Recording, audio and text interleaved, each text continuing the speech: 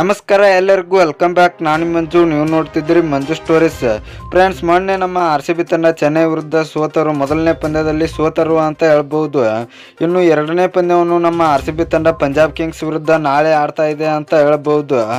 ಹಾಗಾದರೆ ಪಂಜಾಬ್ ಕಿಂಗ್ಸ್ ವಿರುದ್ಧ ನಮ್ಮ RCB ತಂಡದಲ್ಲಿ ದೊಡ್ಡ ಬದಲಾವಣೆ ಆಗೇ ಆಗುತ್ತದೆ ಅಂತ ಹೇಳ್ಬೋದು. ಹಾಗಾದರೆ ಅದು ಯಾವ ಥರ ಬದಲಾವಣೆ ಆಗುತ್ತದೆ ಅಂತ ನಾನು ನಿಮಗೆ ಈ ವಿಡಿಯೋದಲ್ಲಿ ತಿಳಿಸ್ಕೊಡ್ತೀನಿ. ಅದಕ್ಕಿಂತ ಮುಂಚೆ ನೀವೇನಾದರೂ ನಮ್ಮ ಚಾನಲ್ಗೆ ಹೊಸಬ್ರಾಗಿದ್ದರೆ ತಪ್ಪದೆ ಸಬ್ಸ್ಕ್ರೈಬ್ ಮಾಡಿ, ಹಾಗೆ ಪಕ್ಕದಲ್ಲಿರೋ ಬೆಲ್ ಐಕಾನ್ ಪ್ರೆಸ್ ಮಾಡಿ ಆಲ್ ಒಂದು ಸೆಲೆಕ್ಟ್ ಮಾಡಿ. ಯಾಕೆಂದರೆ ನಾನು ಯಾವುದೇ ಕ್ರಿಕೆಟ್ ಬಗ್ಗೆ ವಿಡಿಯೋ ಮಾಡಿದರೆ ನಿಮಗೆ ತಕ್ಷಣ ನೋಟಿಸ್ ಬರುತ್ತೆ. ಆವಾಗ ನೀವು ವಿಡಿಯೋನ ಮೊದಲಿಗರಾಗಿ ನೋಡ್ಬೋದು. ಸಬ್ಸ್ಕ್ರೈಬ್ ಅನ್ನೋದು ಸಂಪೂರ್ಣ ಉಚಿತ. ವಿಡಿಯೋ ಕೆಳಗೆ ಬ್ಲ್ಯಾಕ್ ಪ್ಯಾನ್ ಇದೆ, ಮಾಡ್ಕೊಳ್ಳಿ. ಏನೋ ಥರ ಮಾಡಿದೆ ವಿಡಿಯೋ ಶುರು ಮಾಡೋಣ ಬನ್ನಿ.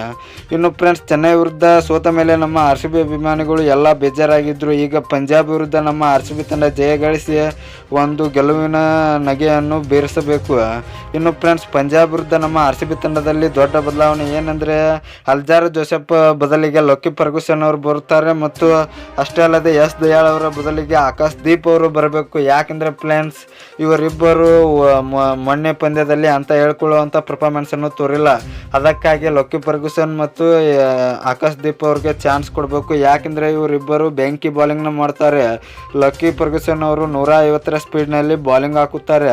ಅಷ್ಟೇ ಅಲ್ಲದೆ ಆಕಾಶ್ ದೀಪ್ ಅವರು ಯಾರ್ಕರ್ಗಳನ್ನು ಏರಿ ವಿಕೆಟ್ಗಳನ್ನು ಕಬಳಿಸುವ ಎಬಿಲಿಟಿಯನ್ನು ಹೊಂದಿದ್ದಾರೆ ಅಂತ ಹೇಳ್ಬೋದು. ಇನ್ನು ಫ್ರೆಂಡ್ಸ್, ನಿಮ್ಮ ಪ್ರಕಾರ ನಮ್ಮ RCB ತಂಡದಲ್ಲಿ ಈ ಬದಲಾವಣೆ ಆಗಬೇಕಾ ಆಗಬಾರ್ದಾ ಎಂಬುದನ್ನು ಕಮೆಂಟ್ ಬಾಕ್ಸಲ್ಲಿ ಕಮೆಂಟ್ ಮಾಡೋದ್ರ ಮೂಲಕ ತಿಳಿಸ್ಕೊಡಿ. ಇನ್ನು ನಿಮಗೆ ಇದೇ ರೀತಿ ನಮ್ಮ RCB ಮತ್ತು ಕ್ರಿಕೆಟ್ ಬಗ್ಗೆ ಅಪ್ಡೇಟ್ಸ್ ಬೇಕಾದರೆ ನಮ್ಮ ಚಾನಲ್ ಲೈಕ್ ಮಾಡಿ, ಶೇರ್ ಮಾಡಿ, ಸಬ್ಸ್ಕ್ರೈಬ್ ಮಾಡಿ, ಬೆಲ್ ಐಕನ್ನು ಆನ್ ಮಾಡ್ಕೊಳ್ಳಿ. ಕ್ರಿಕೆಟ್ ಬಗ್ಗೆ ಜಾಸ್ತಿ ಅಪ್ಡೇಟ್ಸ್ ಬರ್ತಾ ಇರುತ್ತೆ, ಅದಕ್ಕೆ ಸಬ್ಸ್ಕ್ರೈಬ್ ಮಾಡ್ಕೊಳ್ಳಿ. ನಮಸ್ಕಾರ ಫ್ರೆಂಡ್ಸ್.